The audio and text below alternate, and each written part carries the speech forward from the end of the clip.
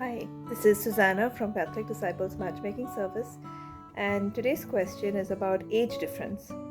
Somebody wrote to me and asked, she said, I see Indians are very particular when it comes to age and marriage. A man should definitely be older than the girl. Marrying a younger man than our age, is it acceptable according to the Bible teachings? If so, how much of an age difference is acceptable? Is there a limit? Do men have any issues in thinking when it comes to marrying an older woman? Will they hesitate even if they know that God loves him truly? Now, I can't speak for every guy because each person is different, but I can say that there's no biblical or Catholic teaching that says that a man has to be older than his wife. That said, we've grown up in a society where that is an actual way of thinking, and perhaps that's affected all of us.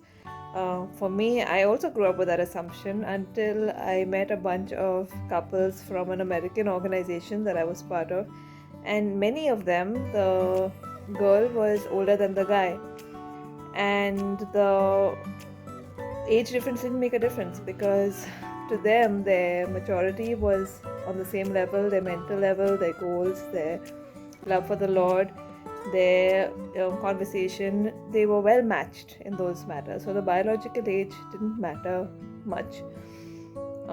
If you think about it, when you get to know someone, after a while you forget how old they are if you get along with them in other ways. So if I've said all that, the question is still there, is there a limit? There is a limit, but I can't define it for you. Nobody else really can. It's a kind of thing, once you talk to someone, you know when the limit is crossed, when there's too much of an age difference.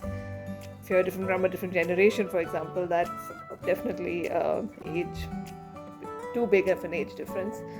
I will say though, when you're younger, the age difference makes more of a difference than when you're a bit older. For example, the difference between a 30-year-old and a 20-year-old is much greater than the difference between a 40-year-old and a 30-year-old. So some of it is life experience and perspective.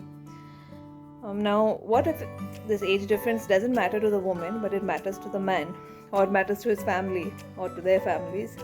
Now, those are two different things. If it matters to the guy and the girl, or to one of them, then take it to prayer. The guy has to take it to prayer, the girl has to take it to prayer and say, okay, does this matter? Is this something I should care about? Because even if the girl is okay with it and the guy is not, that's it. You can't move forward.